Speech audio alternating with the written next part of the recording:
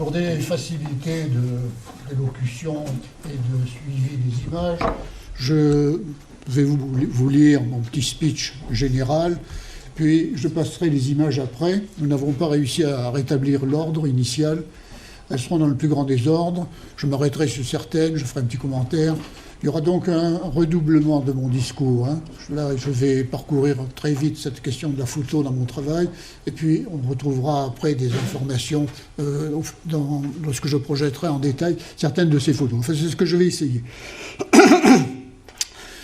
Dans les années 70, je me présentais de la manière suivante. Je disais, je suis un peintre, donc j'insiste là-dessus, je suis un peintre de photos et de textes. Donc vous voyez que j'affichais tout de suite cette ambivalence sur trois médias utilisés ensemble, la peinture bien sûr, la photo et le texte. On peut se demander pourquoi avoir choisi, pour faire une présentation générale comme celle-là, d'insister sur la photographie. Je donnerai une raison, je pense la meilleure, c'est que la photo m'a aidé à sortir de l'atelier, donc à oublier assez vite les pinceaux, le chevalet, la toile, enfin tout ce qui fourbissait la profession du peintre. Ça m'a sorti de l'atelier et je crois que ça m'a libéré aussi sur le plan de la forme. J'ai pu échapper, bien qu'il soit revenu après, j'ai pu échapper au rectangle dans lequel le peintre se croit enfermé. Alors cela étant dit, j'ai choisi comme titre la photo errante. Ça me fait penser un peu à Don Quichotte, au chevalier errant. Je ne sais pas si j'ai bien raison dans tout cela. En tout cas, errante, je veux dire par là qu'il n'est pas localisé selon la définition du dictionnaire du mot erratique. Pour le dire plus simplement, la photo qui sert à tout et à rien. François Cheval, le conservateur du musée Niepce de la photographie de Chalon-sur-Saône, dit que la photo pour tous a permis d'enjoliver nos vies, comme la peinture le fit pour les rois, les princes, les ducs et les duchesses, et les princes de l'Église. Je me suis servi de la photo pour enjoliver la vie d'un obscur paysagiste, un peintre du dimanche, aperçu dans mon enfance, qui m'a donné la vocation, lequel, sans doute, en tout cas j'en suis l'exemple, serait devenu artiste contemporain. Me faisant le commentateur, je n'essaierai pas d'épuiser ici mon sujet, je veux dire l'usage de la photographie, parce que j'y suis encore trop impliqué. Historiquement, si je retourne en arrière, vers 1969-70, je mettais fin à un cycle de grandes bâches en plastique transparent. Je m'arrête parce que c'est la seule photo qui coïncidera avec mon discours. En plastique transparent, armé d'œillets pour la tendre à l'intérieur comme en plein air, sous forme d'écran ou de tente que je faisais faire dans une usine de Lille. En leur centre, une grande poche plate contenait une grande photo faite à la main, sur un papier fort. J'insiste sur ce terme dont je suis satisfait, photo faite à la main. C'est peut-être difficile à imaginer aujourd'hui qu'un artiste voulant utiliser de la photo ne se précipite pas chez le photographe, chez le labo qui tire les photos. C'était pas ainsi. Enfin, on allait très facilement tirer les photos de famille. C'était prévu, cela. Des fois, quand on avait un peu plus d'argent, on pouvait tirer les formats un peu plus grands. Mais de là à savoir exactement où se passaient les grands formats, qui n'étaient pas si nombreux et pas tellement utilisés, c'était pas évident. En tout cas, je mettrais un certain temps à franchir ce qui était un obstacle. Donc, des photos faites à la main. Par un procédé de cache successif et d'encre et de brou de noix que je soufflais ou vaporisais. Là aussi, c'est très, très curieux quand même, parce que les peintres street art actuels, les jeunes peintres, utilisent ces procédés de pochoir à nouveau. Je dis cela parce que ça me paraît surprenant. En tout cas, dans ma manière de faire, je me rappelle qu'un dernier lavage, je travaillais dans une salle de bain avec une poire douche, et je lavais le résultat. Un dernier lavage qui décapait la surface réduisait l'écart entre les clairs et les zones foncées. C'est ce qu'on voit là. Ça donnait un étrange rendu, j'en ai ressorti parce qu'il m'en reste 4, j'en ai ressorti quelques-unes ces derniers temps. C'est une technique très étrange, ça donne un côté crépusculaire un peu. Même moi je suis surpris par ça, je n'étais pas conscient de cela. Alors je les appelais, c'était un vaste projet, je les appelais campement projet. Puis plus récemment, je les ai appelés, je crois qu'il y en a eu 23, je les ai appelés le déserteur, sous-entendu le déserteur de l'art. Il faut vous dire, mais peut-être ça reviendra dans mon discours, je ne m'en souviens pas exactement, j'avais décidé de ne plus être artiste. Je pensais que c'était infaisable. J'avais un métier, j'étais professeur de dessin en province, j'avais des enfants, j'avais mon service militaire à faire. Tout ça était trop. Et c'était douloureux pour moi. C'était pas si simple de dire j'arrête. D'ailleurs, je le disais à personne. J'avais arrêté quand je faisais ça. Mais je continuais à monter dans ce qui me servait d'atelier pour Jacqueline, ma femme. Elle me voyait travailler comme elle avait toujours vu. Donc elle n'avait pas à se poser de questions. Donc, le déserteur, ça annonçait mon renoncement proche aux choses de l'art. Là-dessus, il y a eu mai 68. Je revenais à Paris fin mai 1968. Non, je revenais à Paris fin 1968. Je participais encore à la Biennale des Jeunes de Paris, dans la section travaux d'équipe, avec Gina Pan et Christian Boltanski.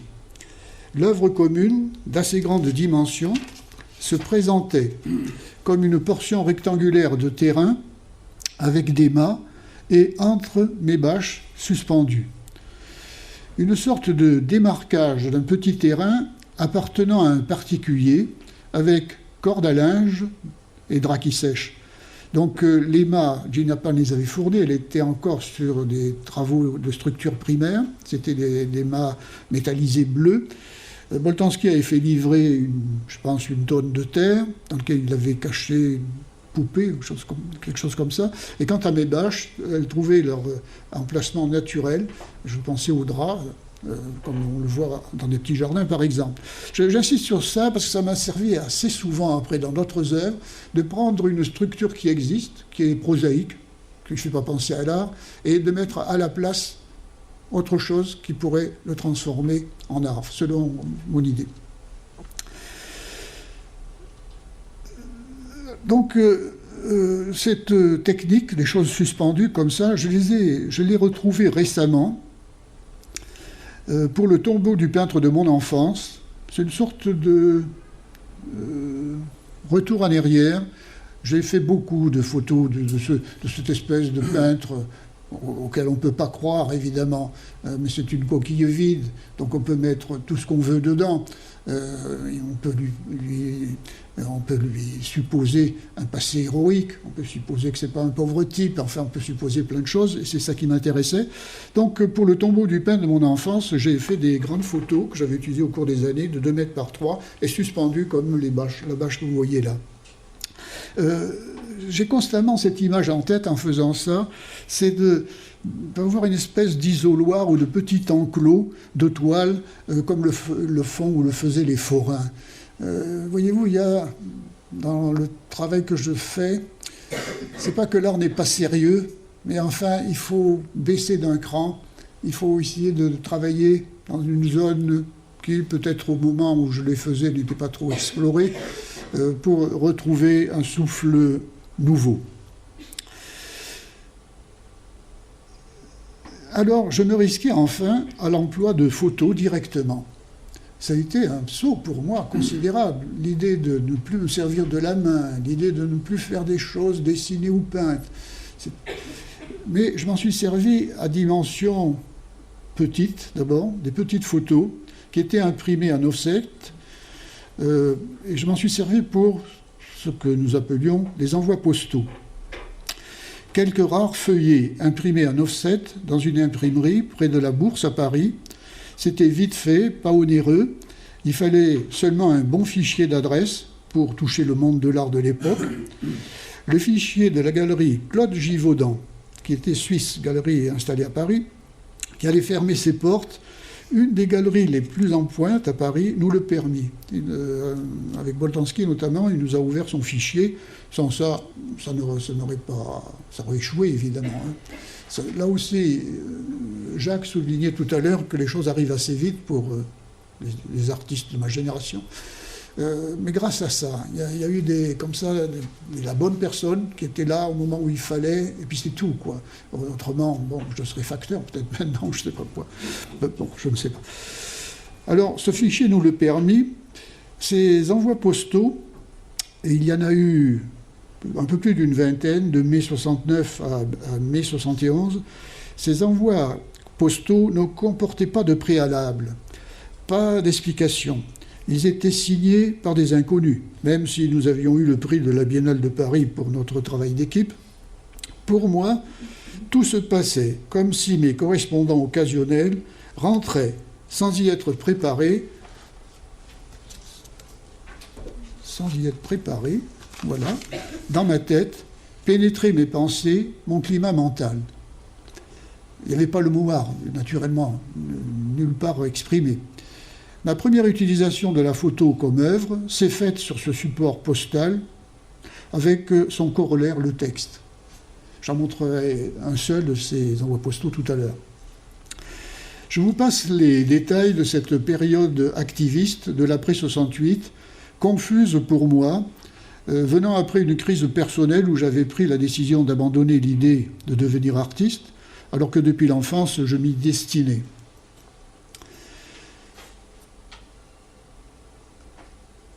À cet endroit de mes explications, ce serait bête que je le rate, ça, à cet endroit de mes explications, je ne résiste pas au plaisir de vous lire quelques lignes de Saramago, l'écrivain portugais.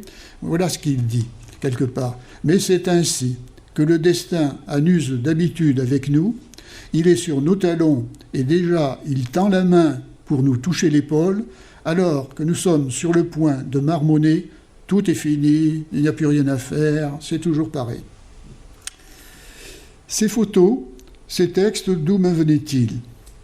Mon épiphanie, Jean-Clair a utilisé ce terme une première fois pour mon travail, je ne m'en sers pas beaucoup, je ne savais même pas à l'époque ce que ça voulait dire d'ailleurs.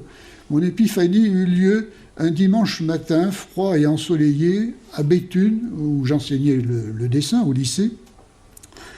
Avec mon jeune fils, nous sommes allés nous promener du côté d'un stade proche, en chantier. J'avais pris mon appareil photo, lequel s'accordait au temps et à la promenade.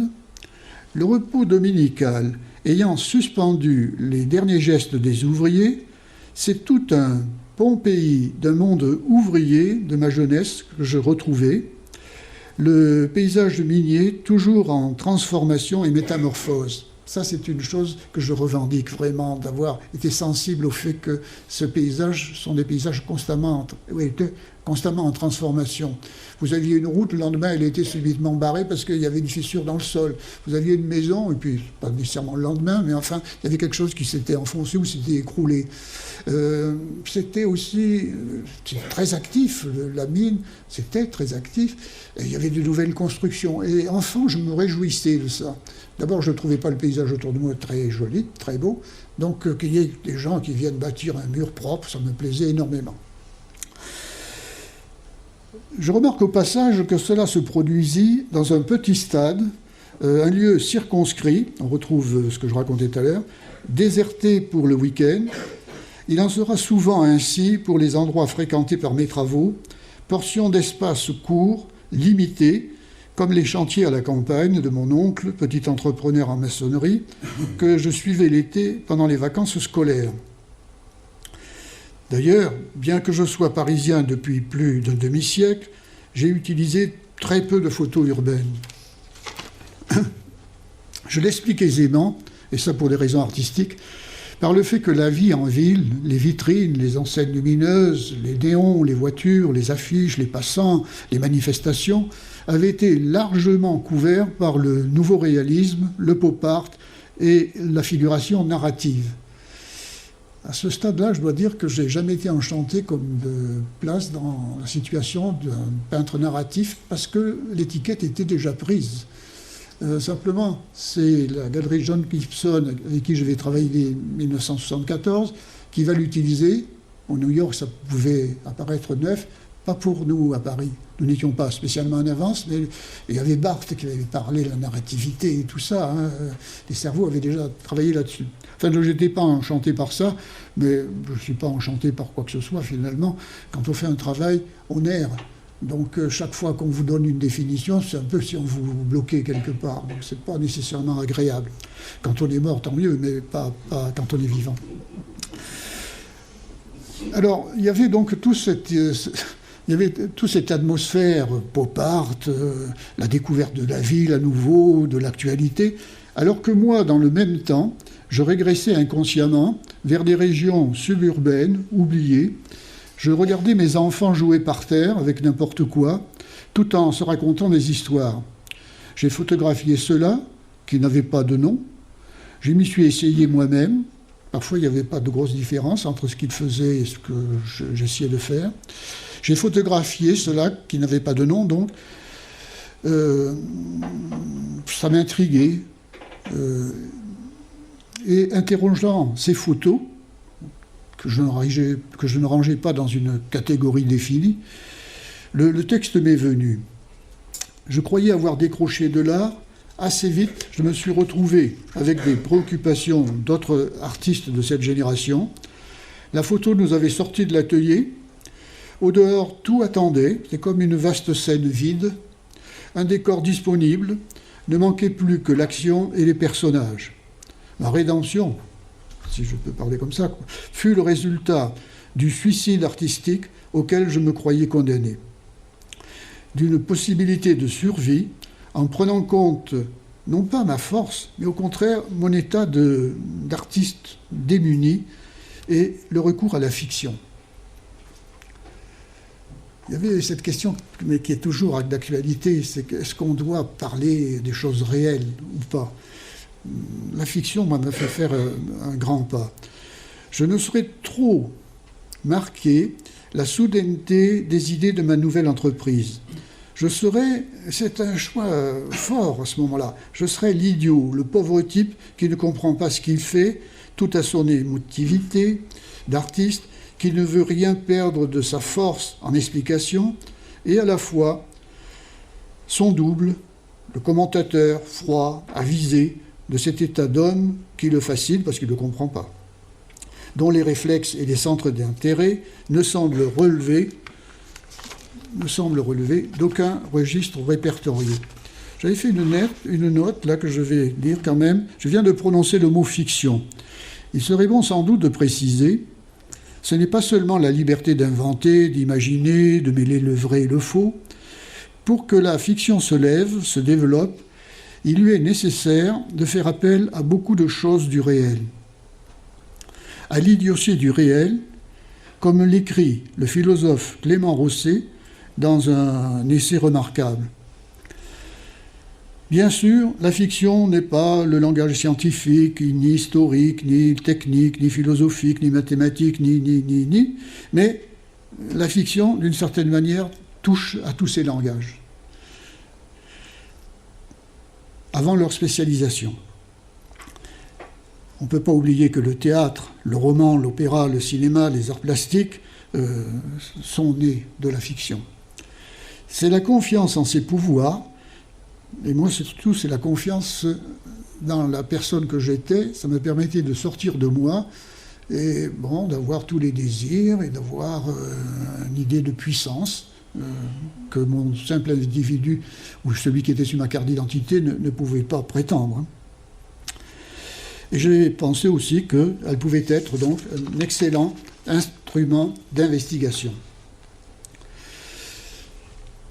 Je n'affirmerai pas que dans le moment, tout fut aussi clair. Après ce préambule, à force de le dire, de l'écrire, de me répéter, je finirai par ne plus le croire, je vais vous parler maintenant de mon idée de la photo. Je ne considère pas que le presse-bouton est l'auteur de la photo. Alors, je vais expliquer ça. Je me suis servi d'un déclencheur à distance, me fiant à la technologie, dès que je suis passé devant l'appareil. Ou, le plus souvent, je confie mon appareil à ma femme ou à des proches, après avoir réglé, c'est comme ça que je procédais, la distance, la mise au point, la vitesse, le cadrage, que j'indiquais grossièrement. Actuellement, c'est même plus nécessaire. J'emprunte également des photos à d'autres. Dans Le Peintre, je montrerai ce travail. En 1973, j'ai réutilisé des photogrammes d'un petit film fait en commun avec le réalisateur de télévision Michel Pamard. Je ferai 3 films en tout avec lui, ainsi que les photos de tournage d'une amie photographe, Jennifer Goose Cooper. Je me suis servi aussi de cartes postales anciennes, une collection de rochers pittoresques et affublés de noms évocateurs, trouvées toutes faites chez un brocanteur pour les rochers en 1973. Pour l'escalier, je montrerai cela tout à l'heure, en 1972, je demandais à mon frère cadet, pas du tout photographe, resté lui sur place, dans notre petite ville minière, de commander à un photographe pour noces, banquets et photos d'identité, mais il n'y avait pas mieux, de la ville, une photo d'un escalier monumental qui menait à la cité des mineurs. Un escalier, je vous le montrerai, qui est très étonnant, pour l'endroit en plus. C'était le lieu où j'ai habité adolescent, pas dans l'escalier, dans les environs. Je le chargeais également de faire lui-même des photos d'un site minier pour un des cahiers, ce que j'ai considéré longtemps comme ma première œuvre, les cahiers, ils sont au nombre de 26, datant de 1968-1971. Le flou et l'à peu près de ces photos me convenant, il y a là une authenticité et une preuve d'existence.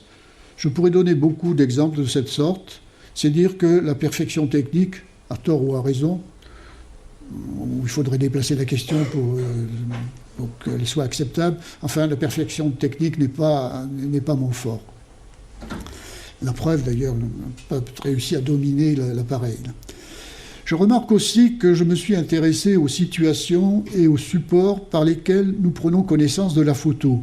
Petite photo amateur, dentelée sur les bords pour les cahiers, grand format industriel découvert et détourné de leur fonction dans le petit laboratoire photo de mon ami fidèle pendant toutes ces années, Roland Fayolet, lequel était spécialisé dans les agrandissements pour stands de foire commerciales, décors photographiques de bars et salons de coiffure. Voilà où on trouvait les grandes photos. D'où à la galerie Rive Droite de Jean Larcade, à ma première exposition à Paris en 1971, de la présence de grandes photos déroulées au mur, légèrement virées en sépia, avec au sol des lampes en ultraviolet, comme pour le bronzage, afin d'assister, prévoyais-je, à un effacement accéléré de l'image, à sa disparition magique pendant le temps de l'exposition. Cela n'a pas marché. J'en ai encore de ces photos. Quand je les ressors, elles ont pas mal blanchi, mais elles sont toujours là. Le dosage du fixatif a été trop fort.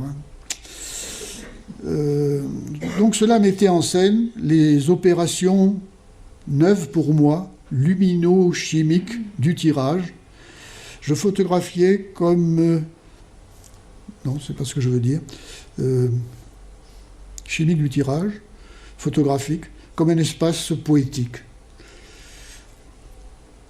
Cet intérêt pour la photo, pas tellement pour la photo, mais pour des opérations photographiques, la présence sur beaucoup de mes photos d'un vieil appareil photo pliable à souffler, choisi pour son dessin, sa silhouette typique, au premier plan, appareil qui semble suivre le personnage, une sorte de caméra de surveillance avant la lettre, appliquée à un domaine romanesque. Mon intérêt aussi pour les albums photographiques et leurs photos à coin. Je montrerai alors aussi des exemples. Aujourd'hui, les angles vifs de la photo me donnent le sentiment agressif de couper trop brutalement dans le réel, d'où mon utilisation récente d'un assombrissement progressif des angles de la photo. Ce programme est dans l'ordinateur, j'ai rien inventé. Preuve que c'est un souci de photographe depuis longtemps, cette idée que la photo c'est trop coupant, qu'il faudrait le faire progressivement. Déjà au XIXe siècle, certains photographes y pensaient. Autre chose à dire peut-être à propos de la photo, c'est qu'elle permet de déplacer des choses vues quelque part dans un autre espace et de les transporter ailleurs. Je dirais c'est la fonction portable de la photo. D'abord la petite dimension, la mémorisation des choses que vous avez vues ou des gens que vous avez vus. Ça c'est une chose caractéristique de la photo, mais auquel j'ai été spécialement sensible. Je poussais à l'extrême cette faculté quand nous fîmes l'appartement de la rue Rémy Dumoncel, dans le 14e arrondissement avec Boltanski, en 1970.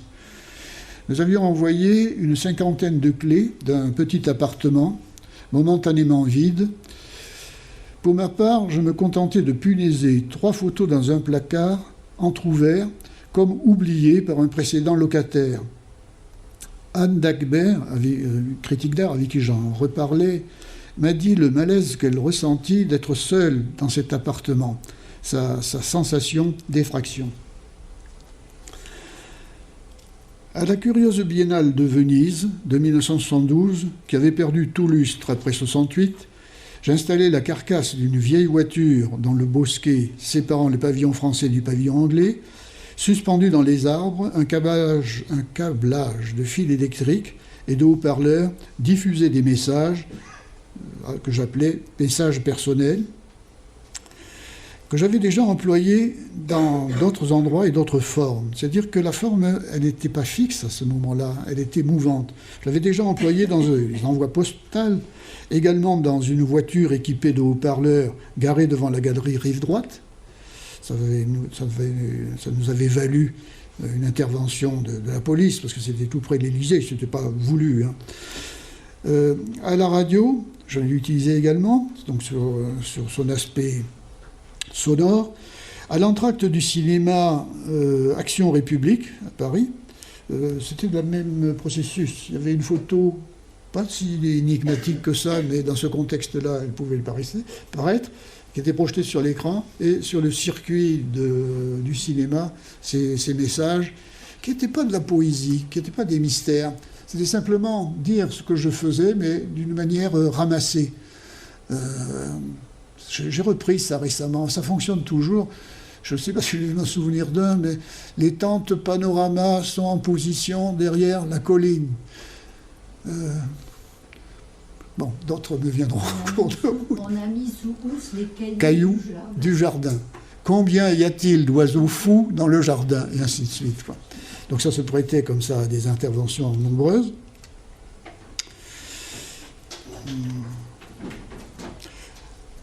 À Venise, donc, à l'intérieur de la voiture abandonnée, collées sur le pare-brise, de petites photos et textes semblaient évoquer une action similaire et sauvage faite ailleurs. Pour l'anecdote, cette tentative, pour ne pas endosser l'apparat de l'exposition, fut mise à l'échec au dernier moment, sans que j'en fusse averti. Croyant bien faire, les organisateurs avaient, dans le bosquet, aménagé un joli sentier de gravier pour guider les officiels jusqu'à la voiture, alors que jusque-là, il fallait faire attention où l'on mettait les pieds dans cet endroit. J'avais reconstitué une scène faite à la campagne avec mes enfants. Si j'avais été un artiste pragmatique, mais là je vais me vanter, le dire maintenant comme ça au micro, ça me paraît un peu gros. Si j'avais été un artiste pragmatique et systématique, il y avait suffisamment de matière dans les 26 cahiers pour les exploiter pendant toute une vie d'artiste qui serait fondée sur un effet de style unique.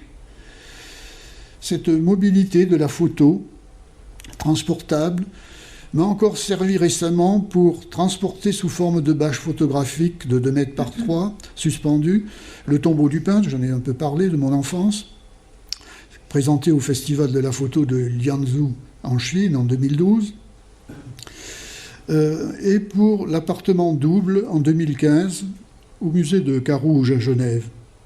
Cette technique ambulante pour artistes forains, comme j'aime imaginer d'abord, me semble convenir. Elle n'est pas esthétique, Bon, j'en vois les défauts. J'ai fait revenir de Chine à grands frais les bâches qu'on avait fait tirer là-bas, par bateau. J'étais fier quand même de réussir cela. Et puis ça a été stocké, parce que j'ai pas de place, moi j'ai pas de grand atelier, ça a été stocké à Perpignan chez les collectionneurs à moi. On les a ressortis récemment, on a voulu les ressortir, mais ça a été mal emballé. Le rouleau a été appuyé trop longtemps au même endroit, et il a fallu les repasser, ça a été infernal, même avec des fers à repasser de couturière, très gros, on n'y arrivait que partiellement. Donc ça s'abîme quand même vite, il faudra que je pense à ça. Alors maintenant, ma technique photographique, qu'en dire? Je sais qu'elle a évolué au cours des années, elle a suivi les appareils qui font tout à notre place. Aujourd'hui, tout le monde est photographe, et l'on peut également penser qu'avec l'emploi de l'alphabet d'imprimerie de l'ordinateur, que tout le monde est également écrivain. Voyez comment la profession de reporter photographe disparaît. Il n'y a pas de meilleur témoin d'un événement que celui du smartphone d'un particulier occasionnel. Et si la photo est floue, mal cadrée, elle fait davantage authentique. Voyez également les spectateurs des expositions. Je pense que beaucoup d'entre nous ne voient plus de leurs yeux, mais jouissent de la prise de photos des œuvres qu'ils ne regardent peut-être pas, et qu'ils ne regarderont peut-être pas ensuite, parce qu'ils ont tellement... Enfin, moi aussi, je dois en avoir... J'ai pas de smartphone, quand même. Ils en ont tellement qu'ils ne trouveront jamais le temps. Dans cette défiance que j'ai du photographique, je suis venu tardivement au numérique, surtout poussé par la crainte que le labo photo de mon ami Roland Fayolet, prenant sa retraite, ne puisse répondre à mes demandes. L'usage de l'ordinateur et de l'imprimante, je ne parle pas de l'Internet, je disais là, dans mon texte que j'ai écrit il y a quelque temps, auquel je ne suis pas connecté. C'est faux, je le suis depuis une semaine, c'est-à-dire que je ne suis pas brillant. J'ai envoyé plusieurs mails identiques sans savoir qu'il était arrivé. Puis j'ai plus l'âge pour m'y mettre. En tout cas, je vois que l'ordinateur est formidable. Il m'a permis, par exemple, d'un retour en arrière salutaire et de sauter le manque d'engagement des éditeurs vis-à-vis d'un artiste comme moi, qui exerce dans un registre, sinon secret, du moins limité, et à cheval sur plusieurs intensités. Ainsi, j'ai réalisé en 2013-2014 un ensemble photographique d'envergure, une monographie œuvre à un seul exemplaire, avec photos et textes originaux, manuscrits, 2 forts volumes, 500 reproductions et textes répartis en 6 chapitres. Je vous les lis, je ne sais pas s'ils sont éloquents, je me demande. Le premier, c'est l'atelier hors les murs, au moment où je sors de l'atelier, comme je disais au début. La nouvelle forme, le phototexte, que je revendique, bien sûr. L'atelier dans les murs, donc il faut mettre en forme cela quand même, Elles sont devenues de nouvelles œuvres, ce que me permet l'ordinateur de retraiter des choses que j'ai faites à différents moments. La double exposition du jeu, c'est sous-titré quand même « Un garçon très gentil » ou « Qu'est-ce qui nous est arrivé, putain ?» C'est un point d'interrogation. Quand on arrive à la fin d'un parcours, je suis quand même pas plus jeune, même pas très jeune, c'est la question qu'on se pose, quoi. Est-ce qu'on est un raté ou pas, enfin, mais on n'a pas la réponse, hein. On meurt et on ne sait pas. Et enfin, il y a un chapitre formidable et qui prend de l'ampleur, heureusement que j'ai arrêté, qui s'appelle « Supplément ». Présenté d'abord dans mes expositions sous vitrine, avec le texte de chaque chapitre encadré au mur, et une tablette numérique à proximité pour consulter l'ouvrage. Dans mon atelier, cette œuvre a pris sa forme définitive avec la très belle caisse faite par le transporteur, avec les 2 volumes ouverts dans la caisse. On ne peut pas les refermer parce qu'ils contiennent trop de photos. Et au mur sous verre, les textes manuscrits introduisant à chaque chapitre. Sous cette œuvre, j'apparais sous le nom d'un collectif. Je sais que c'est très à la mode, mais j'avais quand même une raison. Le collectif s'appelle Le GAC, trait d'union, Jean, pleine mer. afin de pouvoir parler à la distance de la troisième personne du singulier. C'est grisant de dire il faisait ça, il faisait ça. Vous pouvez passer la brosse à reluire tant que vous le voulez. Hein. Vous pouvez... Enfin bon, c'est séduisant.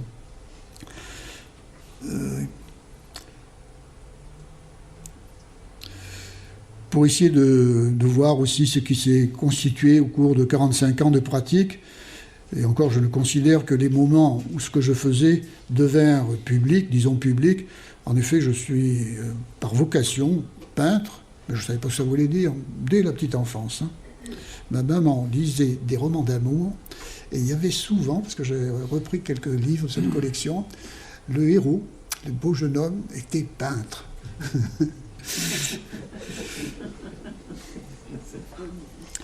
Plus je me retourne sur mon passé d'artiste, plus mon sentiment d'aller vers mon but grandit, plus mon positionnement double initial, le peintre et son commentateur, ouvre des voies à des œuvres nouvelles, il me semble. Lequel des deux, du peintre acteur et de l'obscur témoin, l'emporte, je ne saurais le dire. J'ai eu jusqu'à maintenant la chose la plus importante pour moi, qui m'a permis un renversement complet de ma pratique, c'est le texte. Jacques a souligné que j'étais un bon lecteur, c'est vrai, et je le demeure, mais je n'avais pas vocation à être écrivain. Je ne suis même pas lancé là-dedans, jamais, comme artiste, hein, de faire un roman ou de faire un livre de poésie. Enfin, ça, je l'ai évité consciencieusement. Je sais que c'est autre chose que ce que je fais. Le texte, bon, je ne peux plus longtemps faire comme s'il était possible de dissocier de la photo, de la peinture, de l'image, lesquels, je parle dans mon nom seulement, hein, lesquels n'auraient plus d'intérêt pour moi sans lui. Le texte a eu lieu, sur lui, a eu lieu un colloque à Nantes l'année dernière, intitulé « La tentation littéraire de l'art contemporain ».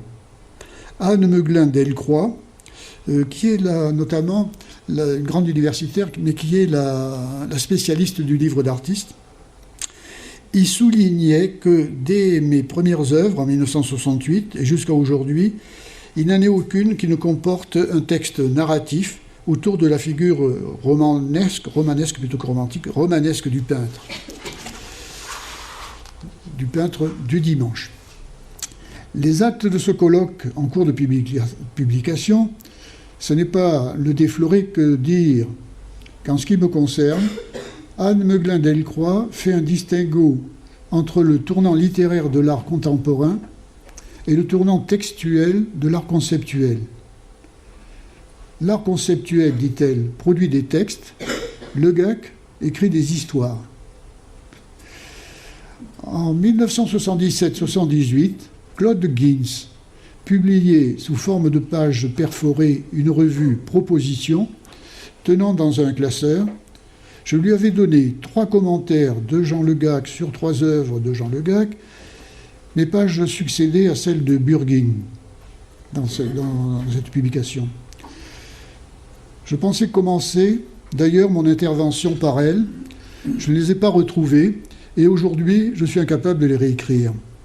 Je peux seulement, à partir d'une réflexion d'Anne Indry sur l'inépuisable des récits possibles, à l'inverse, contenu dans les images, l'inépuisable des récits possibles contenus dans les images, dire que je me situe ailleurs, dans la recherche au contraire de l'histoire unique.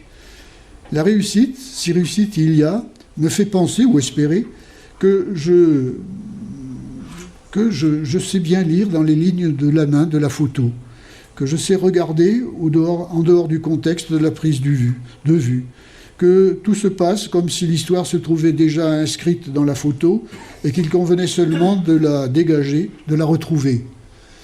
On a parlé de genre, Jacques avait parlé de genre tout à l'heure, c'est exactement ce qu'il fait dans la fameuse série des Harry Dixon, où il part de couvertures qui étaient antidatées, qui avaient servi déjà dans une publication des années avant lui, et fatigué de traduire des histoires qui étaient mauvaises, partant de l'image, il inventait le texte. Pour moi, ça a été un exemple capital. C'est venu au moment où je posais cette question, et je ne sais pas s'il y a d'autres exemples aussi radicaux. Il me reste en mémoire de mes 3 commentaires d'alors le sentiment que photo et texte sont sur 2 temporalités, 2 lignes sinusoïdales qui se croisent. Il suffit, pour qu'un texte adhère à la photo, qu'il y ait point de rencontre ou croisement des 2 sinusoïdes. En physique, on les appelle les ventres et les nœuds d'une onde. J'ai terminé en espérant que dans tous ces nœuds de ma pensée, vous n'aurez pas perdu le fil. Je vais passer quelques photos dans le plus grand désordre. Je donnerai quelques commentaires, enfin je vais répéter un peu, pas trop. Donc ma première œuvre, 26 cahiers, c'est celle qui est présentée à Documenta. Ça a joué un très grand rôle pour moi. Quand je les revois, c'est tellement peu de choses. N'imaginez pas que ce texte se poursuit sur des pages.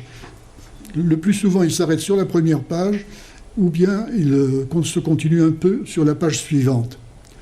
Ça, c'est un exemple typique je dirais, d'un travail de plasticien et pas d'écrivain.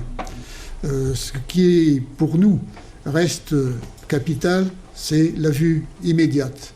Même si après, on doit s'appuyer le texte, si on le veut, enfin, ainsi de suite. Donc, les pages suivantes sont blanches. Donc, c'est toujours la même chose. Là, on fait un saut que je n'ai pas voulu. Ce sont des images sur la monographie, un seul exemplaire dont je viens de vous parler, les 2 gros volumes. Quand j'ai fait cela, c'est venu à la suite d'une déception. Je devais travailler avec Flammarion, Nurizani voulait faire une monographie sur mon travail, ça a traîné, ça ne s'est pas fait. Moi j'avais sorti beaucoup de documents. Je me suis lancé courageusement en me disant, bon, d'accord, je ne peux pas faire un livre à 3000 exemplaires, mais moi je sais faire les livres un seul exemplaire. Et je me suis lancé là-dessus et en à peu près 6 mois, j'ai fait ce travail-là. Et à ma grande surprise, l'année dernière, exposant à Genève, retrouvant des vieux amis, les OR, qui sont maintenant une fondation OR, m'ont proposé de l'éditer en facsimilé. Alors sous 2 formes. Sous forme Internet, on peut y accéder dès maintenant, et je crois en mars, sous la forme livre, mais en facsimilé, ce qui est très bien vraiment, parce que le facsimilé, moi j'utilise le stylo, je tape très peu à la machine, et bien ça sera comme ça, enfin ça a un caractère, on sait d'abord qu'il y a quelque chose en avant. Enfin, ça me donne toute satisfaction. Je laisserai d'ailleurs on a apporté quelques cartes. Si certains sont intéressés par cela, ils trouveront des informations. Alors, c'est toujours toujours la même chose, c'est toujours le livre.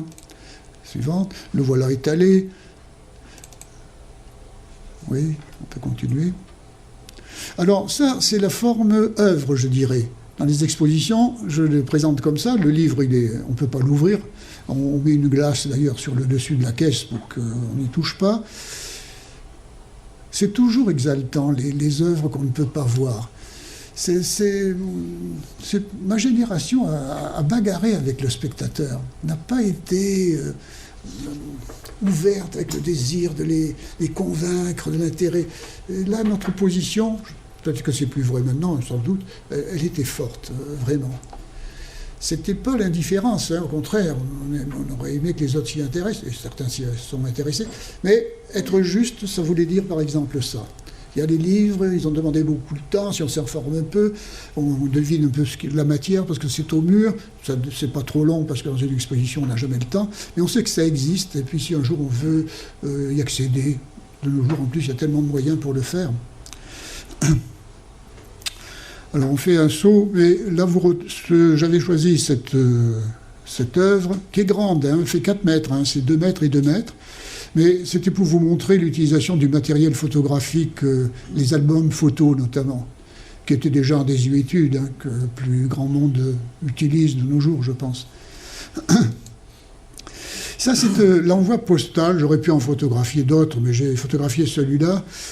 C'est dans mon quartier, il y avait un terrain vague, et les enfants venaient y jouer, ils passaient sous les palissades, et je ne sais pas, ils avaient commencé ces espèces de trous, d'ailleurs c'était dangereux, je me dis. Je les ai photographiés, ils sont tous venus, pensant que j'étais un vrai photographe. Et ça donne un texte, on ne pourra pas le lire, mais qui ne dit pas grand-chose de ça, qui est plus général. Quand même, un jour, plus rien ne coïncida avec le souvenir que chacun en avait gardé. On n'eut même pas le temps de s'habituer à ce nouvel état des choses. Ils se mirent aussitôt à creuser. On ne dit pas que ce sont des enfants. Enfin, ils clôturèrent tout le périmètre et l'activité cessa définitivement, etc., etc. Voilà, l'envoi postal s'adresse directement à quel lecteur, on ne sait pas. Beaucoup de ces envois postaux ont dû atterrir au panier tout de suite. Ça, c'est encore un envoi postal, je ne me souvenais pas qu'il était là, qui comporte 2 photos et 2 feuillets. C'était imprimé dans une imprimerie à la Bourse parce qu'on devait avoir besoin, après les séances de la Bourse, à l'époque, on devait avoir besoin d'imprimer très vite des documents à envoyer, je ne sais pas trop à qui. C'était pas cher, c'était un offset, c'était assez chic. Pas ce que nous faisions. Hein. Vous voyez que les photos sont tramées très grossièrement. Enfin. Alors cet escalier, vous n'en voyez qu'une partie. Arrivé là-haut, c'est un palier et vous avez l'autre moitié de l'escalier qui se continue. Moi, un jour, je voudrais faire une vraie étude là-dessus. Je sais que dans notre petite ville minière, à Carmaux, où Jaurès a été député, dans notre petite ville minière, il y avait sur le côté le domaine du marquis de Solages. Et le marquis de Solages, c'est lui qui avait introduit les mines dans notre province. Et je ne sais pas, il devait avoir des idées quand même spéciales, parce que c'est pour ouvrir à une cité des mineurs, il voulait bien faire les choses, je pense. Hein. Et il avait construit ça. Et dans cette ville qui est assez nulle et qui a périclité encore plus, parce que l'activité minière s'est arrêtée il y a longtemps maintenant, il y avait des choses comme ça surprenantes. L'escalier monumental, il y avait des beaux parcs. Vraiment, enfin, mon enfance était dans un lieu dont j'étais fier. Après, quand j'ai pris conscience qu'il y avait d'autres choses, évidemment non, mais j'étais assez fier de ça. Puis ça me fait penser au film russe, là, l'escalier, Cuirassier Potemkin. Oui, enfin, quand on fait la photo, on est chargé de tout ça. Ça, vous pouvez le remontrer, là, s'il vous plaît, la photo. Ça, c'est l'équipe qui nous a servi pour faire le voyage en ballon dans le Tarn. C'était un projet juste au moment de l'époque Langue. Ça a été une période, pour des artistes comme moi, formidable. Tout était possible. Là, j'ai eu affaire à 2 jeunes types qui avaient dû faire du droit ou je ne sais pas trop quoi. Et ils sont venus me trouver avec un projet bizarre, dont j'étais étonné moi-même, en disant « Mais vous avez un côté Jules Verne. » Bon, d'accord, s'ils le disent, pourquoi pas, quoi. Et alors, on veut faire quelque chose, on va aller à Libération. Bon, très bien, pourquoi pas Libération. Je pensais que c'était pour demander un petit encart, une publicité. Pas du tout. Ils voulaient proposer à un journaliste de suivre toute l'opération du voyage en ballon. 2 équipages, 2 ballons, les voitures suiveuses pour retrouver le ballon, ainsi de suite. Et un journaliste, Hervé Gauville, a dit « D'accord, je le fais ». Tant et si bien que ce qu'on prenait, nous, pour un amusement de vacances, c'est devenu une chose professionnelle, très sûre, très légère. Le matin, on entendait de Gauville dans sa chambre taper le soir, sur la machine, et à l'époque, il fallait aller dans une cabine téléphonique, téléphoner son article. Et le matin, on lisait nos exploits. La première chose qu'on faisait, c'était d'ouvrir le journal. Bon, Gauville n'était pas dupe. Hein. J'ai relu ça un peu là, récemment. C'était tourné de manière humoristique, hein, très humoristique. Bon, on continue. Il faudrait que vous alliez maintenant. Alors, la Biennale de Venise, j'en ai parlé tout à l'heure. Voilà une utilisation d'une des fonctions portables de la photographie. Mettre collé des photos, il y a tout un texte sur un pare-brise. C'est une voiture qu'on avait été chercher à Mestre, je me souviens. Elle n'avait même pas de roue, il avait fallu en mettre. On avait mis une banquette en bois, parce qu'il n'y avait rien là-dedans. Mais ça copiait vraiment une chose qu'on avait faite à la campagne, où un paysan avait une voiture ancienne, enfin, dans laquelle il mettait ses outils. Et là, on s'est amusé avec mes enfants d'envoyer des messages dans des boîtes de conserve. Ils disaient gna gna gna gna, et on répondait gna gna gna. Bon. Et c'est passé directement dans l'art, ça. donc c'est le même. Il y en a une autre normalement. Voilà par contre la voiture initiale, vraiment, du paysan. Elle était encore bien mieux installée que je me l'ai fait à Venise.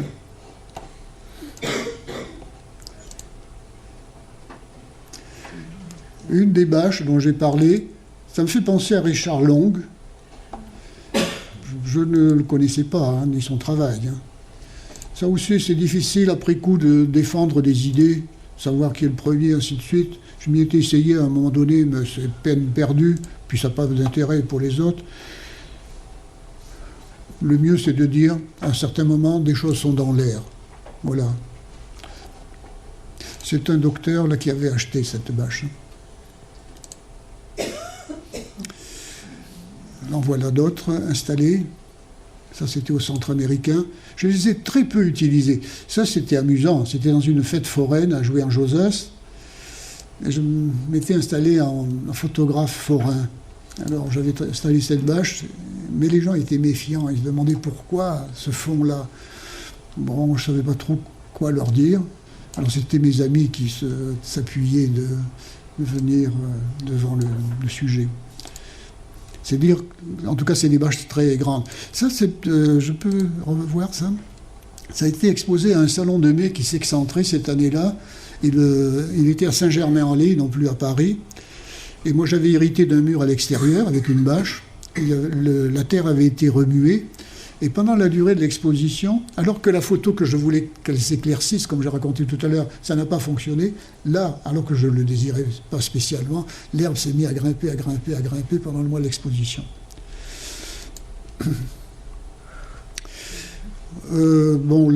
Ça c'est le tombeau du peintre. Alors ça a pris des formes très différentes. Les bâches peuvent être nombreuses ou peu nombreuses. J'aime mieux une chose un peu plus fermée comme ça. Voilà, plus fermée, un peu comme un isoloir. Il y a même sur le côté projection d'un petit film qui concerne ces vues-là, en fait. Je m'en suis beaucoup servi. Il était très bien, ce personnage du peintre du dimanche. Pas utilisé, prêt à tout. Et prêt à tout, même à des choses pas nécessairement drôles. Là-bas, il est indifférent, il continue son petit tableau paisible, et au premier plan, la mariée, je ne sais pas ce qui s'est passé, mais ça n'a pas l'air drôle. Hein. Ça me fait penser immanquablement à une partie de campagne, le film de Renoir, tellement triste, tellement impossible à regarder. Hein.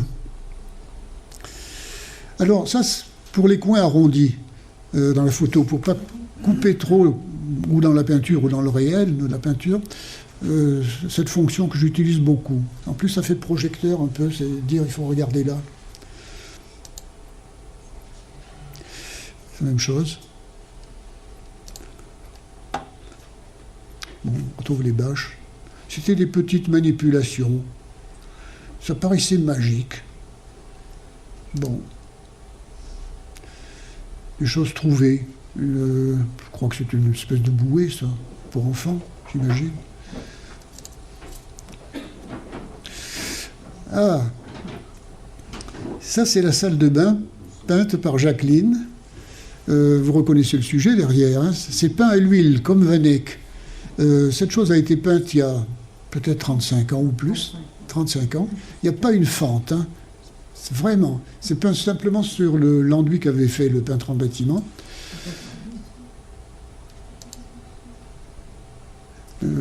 Voilà un détail. Ça participe de ces œuvres que je peux transporter, l'appartement que nous avons à Paris, je peux transporter ailleurs, comme exposition, hein, l'appartement du peintre, sa salle à manger avec une peinture derrière. La salle des cinémas. La salle des cinémas encore. Et toujours la salle des cinémas. Il faut dire quand même que si j'ai travaillé sur le phototexte pendant plus de 10 ans, vers 1981, il y a eu différents problèmes qui ont fait que je suis revenu à une forme de dessin, une forme de peinture. En fait, c'était faufilé dans ma pratique pas mal déjà d'interventions comme ça, peintes ou dessinées. Je m'étais servi, comme j'étais professeur de dessin, des dessins de mes élèves. J'étais déjà sur cette pente de revenir quand même à l'atelier, à mes premiers amours.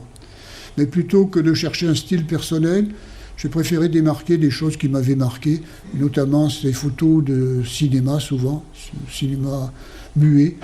J'ai toute une collection de ciné-romans dans lequel il y a des photos de ce type-là. La salle des Herbiers. Ça évolue, hein, l'appartement bouge, hein, c'est comme une exposition. En fait, avec Jacqueline, on a réduit au maximum le domestique. Chaque fois que les gens viennent à la maison, ils trouvent que la cuisine, vraiment, il n'y a pas grand-chose. Hein. La bibliothèque. Le bar. Il faut nécessairement un bar dans un musée. Jacqueline retouchant une des bâches. Toujours les bâches. C'est la même. Le pain du dimanche dans une autre version. Le pain du dimanche sous la forme d'isoloir, avec l'histoire qui prend le pas un peu sur le visuel, le film projeté. La chambre du peintre, ça c'est assez nouveau dans mon travail. Comme pour l'histoire du terrain inspiré par les cordes à linge, ainsi de suite, ça c'est inspiré au fond par un dessus de lit qui serait... mais je l'ai pris au pied de la lettre. C'est vraiment de la peinture, là, le dessus de lit. Hein. C'est la peinture avec une toile brune. Daniel Templon m'a dit, mais c'est un lit dans lequel on ne couche pas. Et c'est vrai.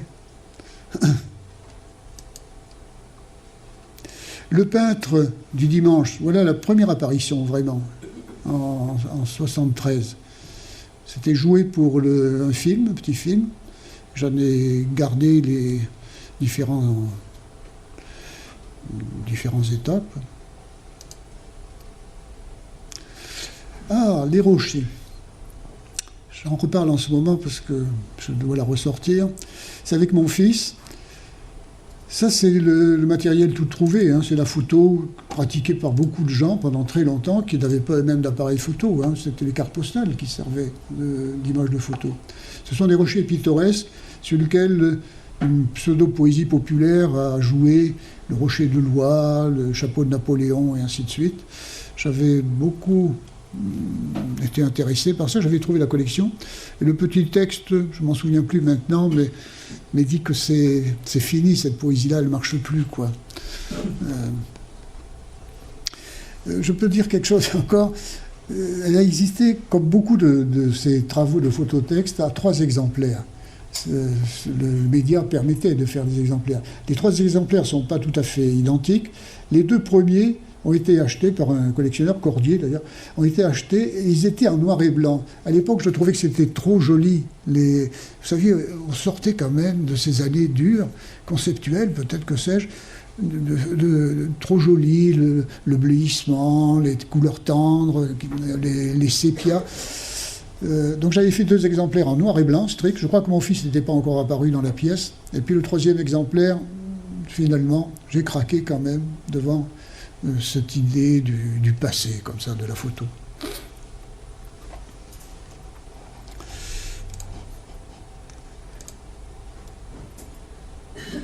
Donc les cahiers, mon épiphanie, à la montagne où nous passions des vacances, le décor. Alors là, on voit apparaître, je crois qu'on ne l'a pas vu encore, l'appareil photo qui existe dans pas mal de photos. On verra peut-être dans d'autres vues. Et vous avez vu les coins aussi, qui sont comme au XIXe siècle. Hein. C'est pas pour faire décoratif, c'était pour rentrer plus progressivement dans le paysage ou dans la scène.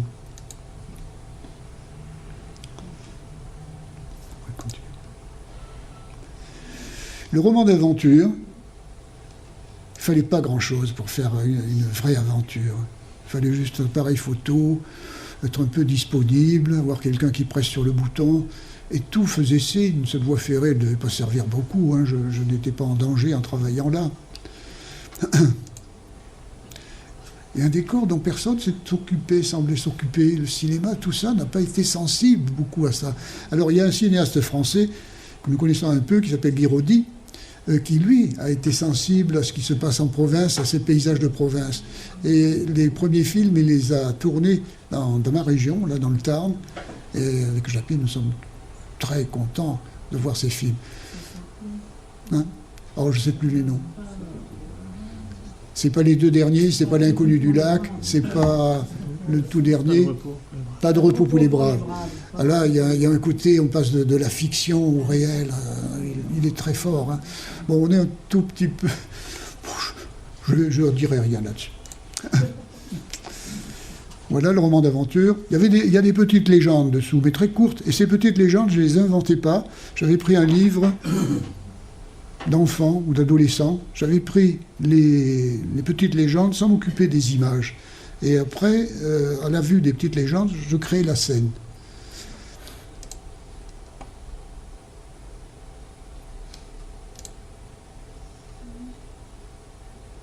La scène, c'est un théâtre de verdure, ça. Elle est là. Ça, je l'ai fait il n'y a pas si longtemps, 2001. Il y avait un hommage à Beaubourg, rendu à Robe Grillée. J'ai dit beaucoup, peut-être beaucoup trop, que j'étais très influencé par le nouveau roman, tout au moins à mes débuts. Mais je leur dois beaucoup. Hein, Et dans un des romans de Robe Grillée, j'arrive pas à me souvenir du nom, même du titre, il y a une espèce de mannequin dans un magasin, et c'est un peintre du dimanche. Les gommes. Hein, comment ? Les gommes. C'est pas dans les gommes ? Les gommes, peut-être. Oui, les gommes, sans doute. Oui, puisqu'il rentre dans la librairie pour demander une gomme blanche, justement. Oui. Ça, c'est une scène qui m'avait terriblement intéressé, quoi. Et j'ai utilisé une photo que j'avais faite en Angleterre il y a longtemps, et en plaçant le peintre dedans. Hein. Ouais, ça, c'est la Biennale de Venise. Hein. Voilà, on a fait tout. Voilà. C'était un peu flottant, mon histoire. Mais j'aime beaucoup, en fait. Je me reconnais que dans les ratures, que dans un peu les tâches. Je crois que je ne suis pas le seul. Hein. Ce qui va me gêner dans l'ordinateur, c'est ça. C'est le côté extrêmement net, propre, impeccable. C'est un autre, quoi, qui est là. Voilà.